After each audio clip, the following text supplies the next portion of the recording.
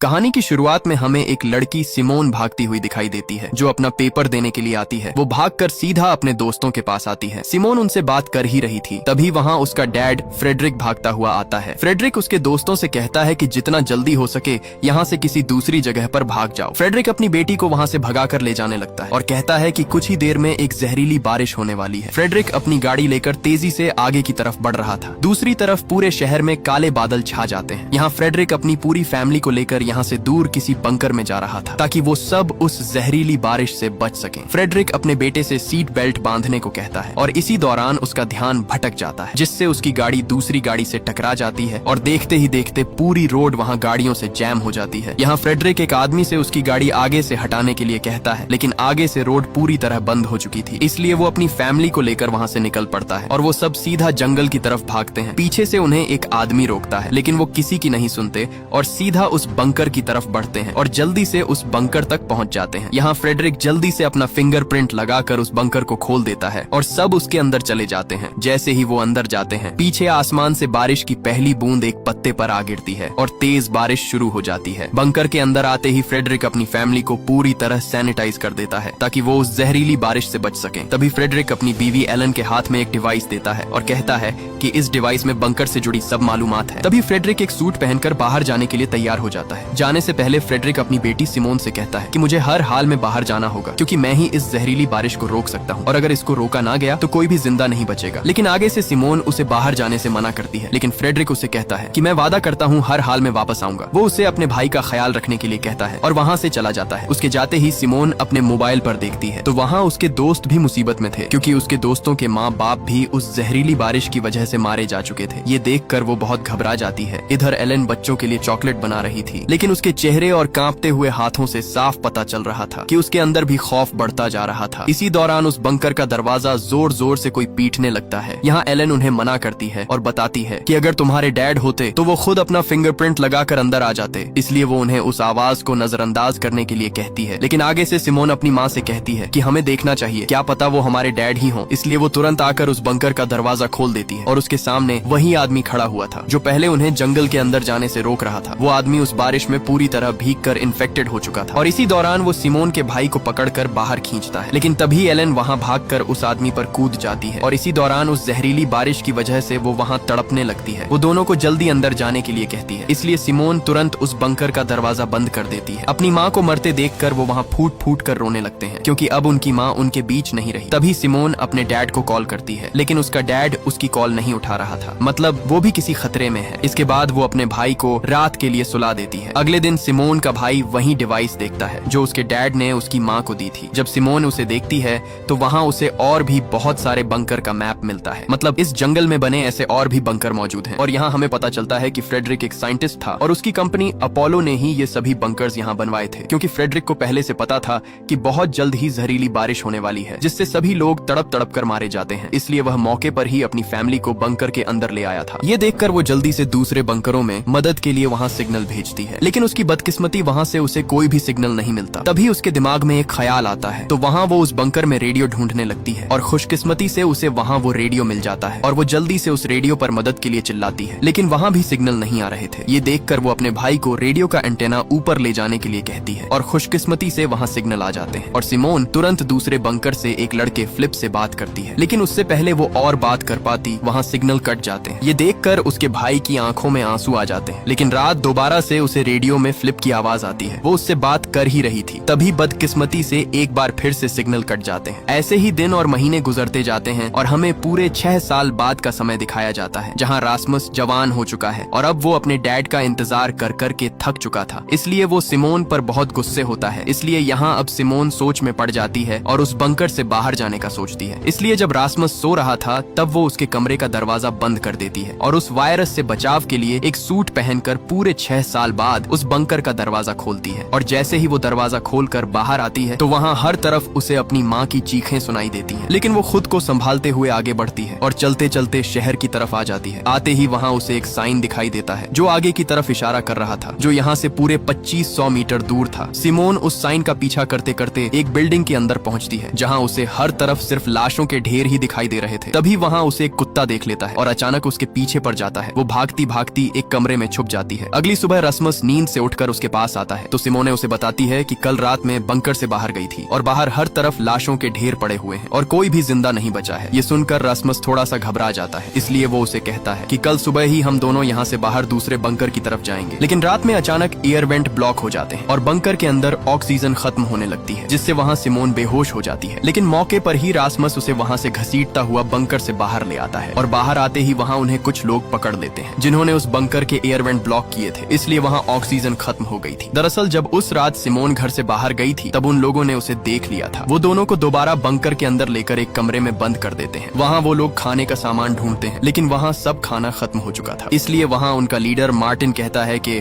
उन दोनों को यहीं अकेला सड़ने के लिए छोड़ दो और फिर सब वहाँ से जाने लगते हैं। लेकिन तभी सिमोन वहाँ उसे आवाज लगाती है और उसे बताती है कि मुझे ऐसे और भी बंकरों के बारे में पता है, लेकिन उनकी लोकेशन सिर्फ और सिर्फ मुझे ही पता है और उन बंकरों में ढेर सारा खाना पड़ा हुआ है। ये सुनकर मार्टिन सोच में पड़ जाता है और उन दोनों को अपने ग्रुप में शामिल कर लेता है। इसके बाद वो सब वहाँ से आगे बढ़ते हैं और थक हार कर वो एक जगह पर आराम करते हैं। यहाँ मार्टिन सिमोन को बताता है कि शायद हम ही इस दुनिया में अकेले बचे हैं, क्योंकि बाहर पूरी दुनिया उस जहरीली बारिश की वजह से तबाह हो चुकी है और जो लोग बचे हैं वो एक दूसरे को मार रहे हैं क्योंकि सब खाना खत्म होता जा रहा है। इसलिए मैं वहाँ खाना ढूंढने के लिए आया था और मुझे मजबूरन तुम्हें बंदी बनाना पड़ा। इसके बाद सीन कट होता है और हमें मार्टिन दिखाया जाता है क्योंकि वह सोल्जर था। वहाँ उसे एक औरत को मारने का कहा गया था जो उस बारिश से इन्फेक्टेड हो चुकी थी, लेकिन मार्टिन उस औरत के हाथ में बच्चा देखकर उस पर शूट नहीं कर पाता और उस इन्फेक्टेड औरत की वजह से उसके सारे साथी उस वायरस की चपेट में आ गए और उस औरत के साथ साथ सब मारे जाते हैं। लेकिन वह मौके पर अपनी जान बचाकर वहाँ से भाग निकला था। इसके बाद सीन प्रेजेंट में आता है जहाँ वे सब दूसरे बंकर्स की तरफ बढ़ रहे थे, लेकिन तभी वहाँ मार्टिन को कुछ शिकारी दिखाई देते हैं जिसे देखकर वह तुरंत नीचे छुप जाते हैं। वो शिकारी अपना ड्रोन वहाँ उड़ाते हैं और अचानक उन्हें एक लड़की भागती हुई दिखाई देती है। वो उसे पकड़ने के लिए उसके पीछे भागते हैं। इसी का फायदा उठाकर मार्टिन सबको वहाँ से जाने के लिए कहता है, लेकिन सिमोन उसे मना कर देती है और कहती है कि हमें उस लड़की की जान बचानी चाहिए। इसलिए न चाहते हुए भी वो सब उसे बचाने के लिए भागते हैं और कुछ ही आगे जाने पर उन्हें वो लड़की उस बारिश के गंदे पानी में फंसी हुई मिलती है जो अब इन्फेक्टेड हो चुकी थी। इसलिए मार्टिन मौके पर ही उसे गोली से मार डालता है और वो वहाँ से आगे जाने लगते हैं। कुछ ही आगे जाकर वो एक बिल्डिंग के पास पहुँचते हैं। वहाँ आते ही उन्हें हर तरफ लाशों के ढेर दिखाई देते हैं। उस बिल्डिंग के अंदर आते ही वो सब वहाँ खिड़कियाँ और दरवाजों को मजबूती से बंद करने लगते हैं ताकि रात उन पर कोई भी बाहर से हमला न कर सके। उन्हें खुशकिस्मती से उस बिल्डिंग में पीने का साफ पानी भी मिल जाता है, इसलिए वो रात वहीं गुजारने का फैसला करते हैं। सुबह होते ही वो दोबारा से अपना सफर शुरू कर देते हैं और कुछ ही आगे आकर रास्मस का पैर उस जहरीली बारिश के पानी में धंस जाता है। जब मार्टिन को ये पता लगता है तो वो सबको उससे दूर रहने के लिए कहता है क्योंकि वो भी अब इन्फेक्टेड होने वाला था और तभी मार्टिन उसे शूट करने ही वाला था। वहाँ उसके सामने सिमोने आ जाती है और उसे गोली चलाने से मना करती है क्योंकि वो अपने भाई को खोना नहीं चाहती थी। लेकिन जब वहाँ एक लड़की बेट्राइस उसके जूते चेक करती है तो वो जूते वाटरप्रूफ थे और पानी ने उसके पैरों को जरा भी नहीं छुआ, इसलिए वो बच जाता है और वो सब दोबारा आगे की तरफ बढ़ते हैं और कुछ ही आगे आने पर उन्हें वो दूसरा बंकर मिल जाता है। यहाँ सिमोन जल्दी से अपना फिंगरप्रिंट लगाकर उस दरवाजे को खोल देती है। जैसे ही वे अंदर जाते हैं तो वहाँ उन्हें खाने का ढेर सारा सामान मिल जाता है जिससे वे सब कई दिनों के बाद अपना पेट भरते हैं। इधर सिमोन को एक मोबाइल मिलता है जहाँ उसे फ्रेडरिक के बॉस की एक वीडियो मिलती है। उसमें उसका बॉस उसे इमरजेंसी में स्वीडन आने के लिए कह रहा था। वो ये भी बताता है कि तुम ही सिर्फ एक ऐसे इंसान हो जो इस जहरीली बारिश को रोक सकते हो। इसीलिए सिमोन वो वीडियो मार्टिन को दिखाती है और कहती है कि हो ना हो मेरे डैड जरूर स्वीडन में ही होंगे। वो मार्टिन से कहती है कि हमें आज ही स्वीडन चलना चाहिए, लेकिन मार्टिन उसे साफ साफ मना कर देता है और बताता है कि मुझे नहीं लगता कि वहाँ कोई जिंदा होगा क्योंकि हमारे अलावा यहाँ कोई भी नहीं बच पाया। इसलिए वो वहाँ से चला जाता है। लेकिन सिमोन को अभी भी अपने डैड की फिक्र थी, इसलिए वो दोनों बहन भाई उसी दिन वहाँ से आगे की तरफ निकल पड़ते हैं। इधर बिएट्रिस और उसकी दोस्त आकर सिमोन और रास्मस के बारे में पूछती हैं। आगे से मार्टिन उनसे कहता है कि वो दोनों स्वीडन अपने डैड को ढूंढने के लिए निकल गए। ये सुनकर वो दोनों भी मार्टिन को अकेला छोड़कर वहाँ से चले जाते हैं और उन्हें ढूंढने के लिए आगे बढ़ते हैं। कुछ ही आगे आकर वो सिमोन और उसके भाई रास्मस दोनों को ढूंढ लेते हैं। इधर मार्टिन और पैट्रिक ही सिर्फ उस बंकर में अकेले रह जाते हैं, इसलिए मार्टिन बहुत गुस्से में होता है। यहाँ सब दोस्त एक बार फिर से आगे बढ़ते हैं और एक बिल्डिंग में अपना पेट भर के खाना खाते हैं। वो खाना खाकर बैठे ही थे तभी वहाँ वो शिकारी आ जाते हैं, जिसे देखकर वो सब वहाँ से उल्टे पैर भाग निकलते हैं। लेकिन इधर भागते समय सिमोन बाकी दोस्तों से बिछड़ गई थी। वो उन्हें ढूंढते ढूंढते एक जगह आ पहुँचती है जहाँ उसे एक बच्चा खड़ा दिखाई देता है। लेकिन तभी उसे आसमान पर घने काले बादल बढ़ते हुए दिखाई देते हैं, इसीलिए वो उस बच्चे को लेकर वहाँ से भाग जाती है। वो बच्चा वहाँ भूख खत्म करने के लिए गोलियां लेने लगता है, लेकिन तभी सिमोन उसे कुछ खाना दे देती है और इसी दौरान उस बच्चे का बाप वहाँ आ जाता है और वो सिमोन को शिकारी समझकर अपना बच्चा लेकर वहाँ से चला जाता है। और जैसे ही वो बाहर आता है वहाँ उसे वो शिकारी घेर लेते हैं और वहाँ उसे बुरी तरह पीट डालते हैं। ये देखकर सिमोन घबराकर वहाँ से भाग निकलती है, लेकिन भागते हुए पीछे से उसे एक आदमी देख लेता है। इधर सिमोन जैसे ही एक बिल्डिंग में आती है, वहाँ उसे उसके दोस्त मिल जाते हैं। वो उन्हें वहाँ से भागने के लिए कहती है, लेकिन तभी वही आदमी आ जाता है जिसने सिमोन को भागते देख लिया था। वो उनसे खाना मांगता है, लेकिन उनके पास खाना नहीं था, इसलिए वो आदमी रासमस को पकड़ लेता है और उसे मारने ही वाला था। तभी वहाँ मार्टिन आकर उस पर गन तान देता है, इसलिए डर से वो आदमी उसे चाकू घोंप कर वहाँ से भाग जाता है और रासमस वहाँ बुरी तरह तड़पने लगता है। इसलिए सिमोन मार्टिन से कहती है कि पास ही एक और बंकर है, हमें जल्दी से वहाँ जाना होगा। अब जैसे तैसे करके वो रासमस को लेकर वहाँ से उस बंकर की तरफ भागते हैं। वो जल्दी से उस बंकर तक पहुँच जाते हैं और अंदर आकर तुरंत रासमस के जख्म पर पट्टी करते हैं। इधर मार्टिन सिमोन को एक डिवाइस दिखाता है जिसमें पूरे शहर का मैप था। मार्टिन उसे बताता है कि इस मैप में जो दीवार है वहाँ जरूर वायरस नहीं होगा, क्योंकि ये गवर्नमेंट ने बनाई ही इसलिए होगी ताकि वायरस से इन्फेक्टेड लोग दूसरी तरफ ना जा सकें। अगर हम इस जगह पहुँच गए तो शायद हम बच सकते हैं। इधर रासमस का जख्म भी धीरे धीरे बढ़ रहा था। ये देख सिमोन मार्टिन से कहती है कि हमें किसी डॉक्टर की जरूरत है, नहीं तो रासमस की हालत और बिगड़ जाएगी। इसलिए आगे से मार्टिन भी मान जाता है और वहाँ सिमोन को उसकी दोस्त एक जगह की तरफ इशारा करती है और बताती है कि उस रास्ते से होकर तुम अंदर जा सकती हो, लेकिन वहाँ वो शिकारी भी मौजूद हैं, वो तुम्हें कभी भी पकड़ सकते हैं। लेकिन सिमोन के पास अपने भाई को बचाने के लिए कोई और रास्ता नहीं था, इसलिए वो वहाँ से आगे की तरफ बढ़ती है। लेकिन तभी ऊपर से एक ड्रोन उसे चेस करने लगता है, जिससे बचकर वो जल्दी से एक बिल्डिंग के अंदर आ जाती है और इसी दौरान वहाँ वो शिकारी पहुंच जाते हैं और वो उसे गन पॉइंट पर ले लेते हैं। लेकिन तभी वहाँ सिमोन के दोस्त आकर उन्हें ढेर कर देते हैं। यहाँ मार्टिन उनसे उस दीवार के बारे में पूछता है, लेकिन वो आगे से साफ साफ इनकार कर देता है। इसी दौरान वहाँ जीन नाम का एक लड़का उस शिकारी के बाजू पर लगा एक सांप का टैटू देखता है, जिसे देखकर उसके अंदर एक अजीब सा डर बैठ जाता है और वो तुरंत मार्टिन से कहता है कि इन सब को मार डालो। इसलिए मार्टिन अपनी गन रिलोड करके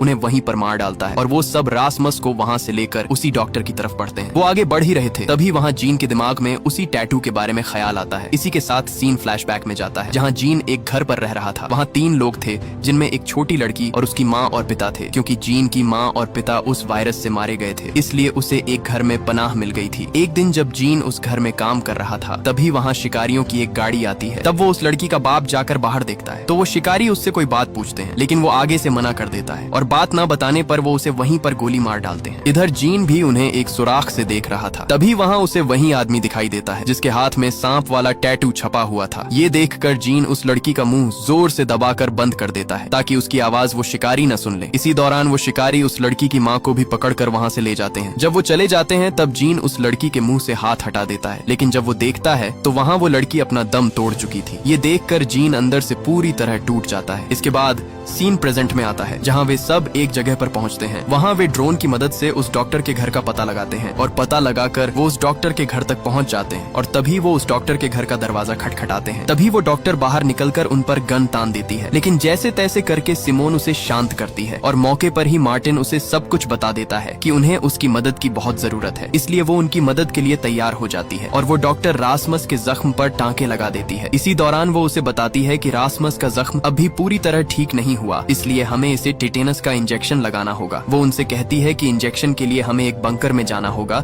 जो उसके घर के पास ही है। इसलिए वो तीनों उसी बंकर की तरफ बढ़ते हैं और आते ही सिमोन को वही बंकर दिखाई देता है जो उसके डैड की कंपनी अपोलो का था। डॉक्टर उसे बताती है कि मैं भी अपोलो कंपनी में काम करती थी, इसलिए मुझे भी यही बंकर दिया गया। अंदर आते ही वो डॉक्टर सिमोन के लिए एक इंजेक्शन तैयार करती है और उसे एक बेड पर बांध देती है। तभी वो डॉक्टर सिमोन को धक्का देकर उसे भी एक रस्सी से बांध देती है। वो उसे बताती है कि तुम्हारे ही डैड फ्रेडरिक की वजह से मेरी पूरी फैमिली जान से मर गई, यहाँ तक कि मेरे बच्चे भी उस बारिश की वजह से मारे गए। डॉक्टर उससे कहती है कि अगर तुम्हारे डैड वो एक्सपेरिमेंट न करते तो वो जहरीली बारिश न होती और आज मेरे बच्चे और मेरी फैमिली जिंदा होती। इधर बाकी दोस्त वहाँ उस डॉक्टर के घर से खाना ढूंढ रहे होते। तभी मार्टिन बाहर देखता है तो वही शिकारी आ चुके थे। यहाँ जब जीन देखता है तो बाहर वही शिकारी खड़ा था जिसके बाजू पर सांप का टैटू छपा हुआ था। इसे देखकर वह एकदम से चौंक जाता है, इसलिए वह एक गन उठाता है और बाहर आकर उस शिकारी को वहीं पर ढेर कर देता है। लेकिन तभी वहाँ उसे वो शिकारी आकर पकड़ लेते हैं। ये देख बाकी बच्चे दोस्त वहाँ से भाग निकलते हैं। इधर वो डॉक्टर रासमस को वो जहरीला इंजेक्शन लगाने ही वाली थी, तभी वहाँ पैट्रिक आकर उसे गोली मार देता है और मौके पर ही सब वहाँ से भाग निकलते हैं और दोबारा से अपना आगे का सफर शुरू करते हैं। और कुछ ही आगे आने पर उन्हें दूर एक घर दिखाई देता है जिसके अंदर लाइट जल रही थी, मतलब वहाँ कोई रह रहा है, इसलिए वो उसके पास आ जाते हैं। लेकिन तभी वहाँ एक आदमी उनके सामने आ जाता है। वो उन्हें अपने घर के अंदर रात गुजारने की इजाजत दे देता है, लेकिन उन्हें अपने हथियार बाहर ही रखने होंगे, इसलिए न चाहते हुए भी वो उस घर के अंदर चले जाते हैं। अंदर आते ही उनके सामने एक जैसे कपड़े पहने बहुत सारे लोग थे, जिसे देखकर उन्हें वहाँ कुछ अजीब सा लगता है। वो उन्हें रात गुजारने के लिए एक कमरा देते हैं जिसमें वो अपनी नींद पूरी करते हैं और सुबह होते ही वहाँ एक औरत कैरेन उन्हें सुबह का नाश्ता करने के लिए कहती है और कई दिनों के बाद आज वो अपना पेट भरकर खाना खाते हैं। लेकिन हैरानी की बात ये कि इन लोगों के पास इतना खाना आया कहाँ से है। इसके बाद वहाँ उस घर के अंदर सिमोन रासमुस को एक डॉक्टर के पास ले आती है क्योंकि उसका जख्म धीरे धीरे बढ़ता जा रहा था। वो डॉक्टर वहाँ एक इंजेक्शन निकालता है जो बिल्कुल वैसा ही था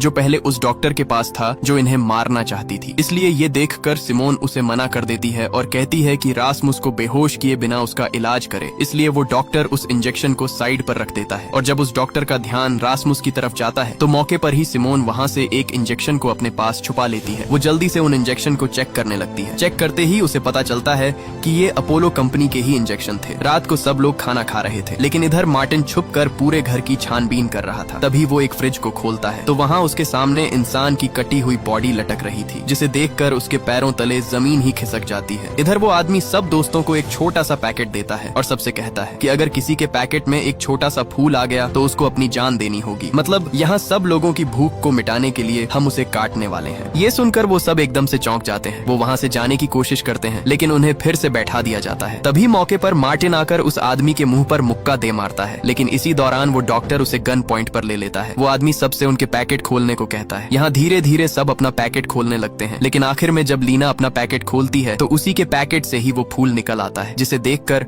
उसका होश ही उड़ जाता है। वो लोग वहाँ से उसे ले जाने लगते हैं लेकिन तभी वही औरत कैरेन उसके हाथ से वो फूल ले लेती है और कहती है कि मैं इसे अपनी बेटी जैसा समझती हूँ, इसीलिए मैं नहीं चाहती कि ये हमारी खुराक बने। वो बताती है कि ली की जगह मैं खुद अपनी जान देने के लिए तैयार हूँ। ये सुनकर ली वहाँ रोने लगती है और वो औरत उसे आखिरी बार हाथ मिलाकर वहाँ से चली जाती है। इसके बाद वो सब वहाँ से जाने के लिए तैयार हो जाते हैं। तभी उस डॉक्टर से सिमोन अपने डैड फ्रीडरिक के बारे में पूछती है। आगे से डॉक्टर उसे बताता है कि हाँ, मैं ही फ्रेडरिक का असिस्टेंट था और इस वायरस के फैलने में मेरा और फ्रेडरिक दोनों का हाथ है। ये सुनकर सिमोन दुखी होकर वहाँ से चली जाती है लेकिन तभी वहाँ वो आदमी उस डॉक्टर को भी अपने घर से जाने के लिए कह देता है। इधर सब लोग जंगल से आगे बढ़ ही रहे थे तभी वहाँ वही डॉक्टर आ जाता है और एक इंजेक्शन दिखाकर कहता है कि इसी इंजेक्शन की वजह से वो जहरीली बारिश फैली और सब कुछ खत्म हो गया। तभी वो इंजेक्शन अपने गले में घोंप देता है जिससे वो तड़पने लगता है लेकिन तभी मार्टिन उसे गोली दे मारता है और उसका काम वहीं पर तमाम हो जाता है। रात वो एक खाली घर के अंदर गुजारते हैं और सुबह होते ही मार्टिन सिमोन को वही मैप दिखाता है जिसमें वो दीवार थी। वो उससे कहता है कि हमें किसी भी तरह करके वहाँ तक पहुँचना होगा,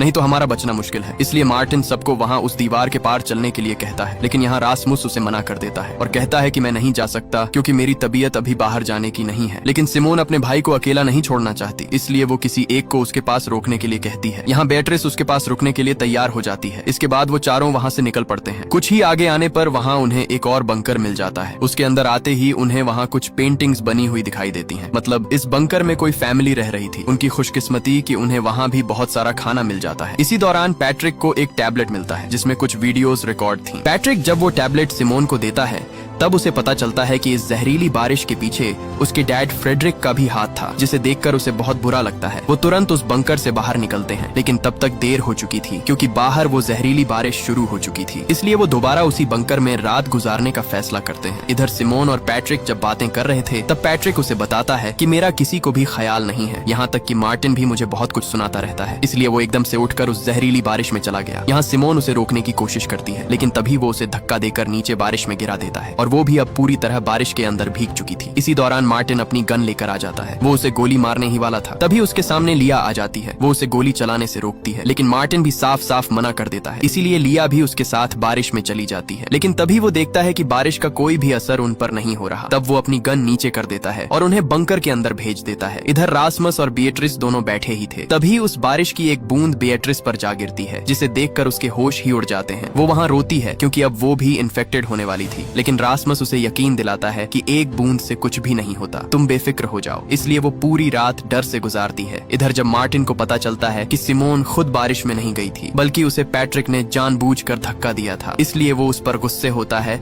और उसे बंकर से बाहर निकलने के लिए कहता है। इधर सुबह जब रासमस उठकर बेट्राइस को देखता है तो वहाँ उसके पैरों तले जमीन ही खिसक जाती है क्योंकि बेट्राइस वहाँ मर चुकी थी। यहाँ मार्टिन भी पैट्रिक को जवाब दे देता है और कहता है कि अपना सब सामान पैक करो और यहाँ से चले जाओ क्योंकि अब हमें तुम्हारी तुम्हारी कोई जरूरत नहीं। इसलिए उसी दिन पैट्रिक रोता हुआ वहाँ से चला जाता है। पैट्रिक वहाँ से सीधे उसी घर के पास आता है जहाँ रासमस रुका हुआ था। जब वह आता है तो देखता है कि रासमस बेट्रिस की लाश लेकर बाहर आ रहा था, जिसे देखकर वह उल्टे पैर वहाँ से भाग निकलता है। वह भागता भागता एक जगह आ गिरता है। जैसे ही वो खड़ा होता है तो एकदम से उसके सर पर कोई आकर कपड़ा डाल देता है और वहाँ उसे एक गाड़ी में बैठा दिया जाता है। तब वो उसी आदमी को देखता है जो उन शिकारियों का लीडर था, जो उन्हें पकड़ने के लिए उनके पीछे हाथ धोकर पड़े हुए थे। वो आदमी उसके बाकी दोस्तों के बारे में पूछता है कि वो कहाँ हैं, लेकिन आगे से पैट्रिक साफ साफ मना कर देता है। इसलिए वो उसे धमकी देता है और बताता है कि अगर तुमने हमें न बताया तो मैं तुम्हारे सारे दांत एक एक करके बाहर निकाल दूंगा। लेकिन फिर भी आगे से पैट्रिक मना कर देता है। ये सुनकर वो आदमी उसका एक दांत बाहर निकाल देता है। इसलिए वो उसे अपने दोस्तों के बारे में सब कुछ बता देता है। इधर लिया और बाकी दोस्त वहाँ से सब खाने का सामान पैक कर रहे होते हैं। तभी सिमोन मार्टिन से पैट्रिक के बारे में पूछती है कि वह कहाँ है। तब मार्टिन बताता है कि उसे मैंने बंकर से बाहर निकाल दिया था और वह यहाँ से जा चुका है। तभी बाहर दरवाजा खटखटाने की आवाज आती है। मार्टिन जैसे ही बाहर आता है तो वहाँ उसके सामने रासमस बीट्रिस को उठाए हुए खड़ा था, लेकिन मार्टिन उसे अंदर आने से मना करता है क्योंकि उसे पता था कि बीट्रिस के साथ साथ रासमस भी इन्फेक्टेड हो चुका है। लेकिन रासमस उसकी एक बात नहीं सुनता और वो बीट्रिस को लेकर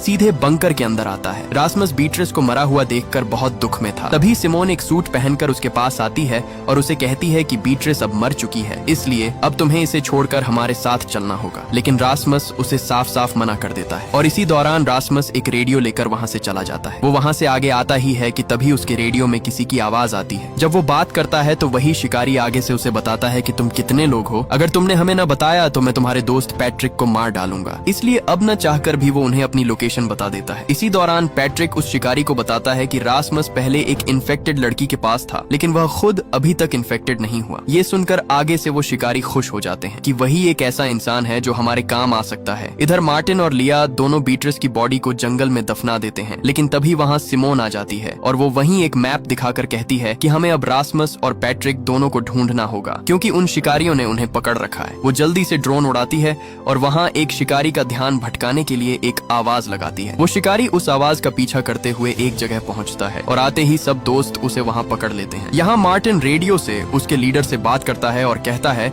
कि मैंने तुम्हारे एक साथी को पकड़ लिया है, अगर तुम उसे जिंदा देखना चाहते हो तो बदले में हमारे साथी तुम्हें वापस करने होंगे। अगले दिन सिमोन उस शिकारी को रासमस से बात कराने के लिए कहती है। वह आगे से उसे कहता है कि मैं अब अकेला ही मरना चाहता हूँ। ये सुनकर सिमोन उस लीडर को अकेले जंगल में मिलने के लिए कहती है और उसी दिन वह उसे मिलने के लिए जंगल में आती है। वो शिकारी उसे बताता है कि तुम्हारा भाई रासमस की बॉडी पर उस जहरीली बारिश का कोई असर नहीं हो रहा है, इसलिए अब मैं उसे एक इंजेक्शन लगाने वाला हूँ जिससे हमें पता चल जाएगा कि कैसे उस जहरीली बारिश को रोका जा सकता है। इसी दौरान मार्टिन उसके साथी को वहाँ ले आता है और बदले में सिमोन रासमस को मांगती है, इसलिए वो शिकारी रासमस को उनके पास वापस भेज देते हैं और गुस्से में रासमस इंजेक्शन लिया से छीनकर अपने आप को लगा लेता है, जिससे वह जमीन पर जा गिरता है। ये देखकर सबके वहाँ होश ही उड़ जाते हैं क्योंकि अब उन्हें लग रहा था कि रासमस उनके बीच नहीं रहा, लेकिन तभी उसे होश आ जाता है और सही सलामत वह चलने लगता है। ये देखकर सिमोन को यकीन नहीं आता क्योंकि सच में रासमस की बॉडी पर उस वायरस का कोई भी असर नहीं हुआ। इसके बाद मार्टिन सीधे पैट्रिक के पास आता है और उसे अपनी सभी गलतियों की माफी मांगकर उसे अपने गले लगा लेता है। यहाँ अब सब दोस्त अपोलो कंपनी की तरफ जाने के लिए तैयार हो जाते हैं। तभी वही आदमी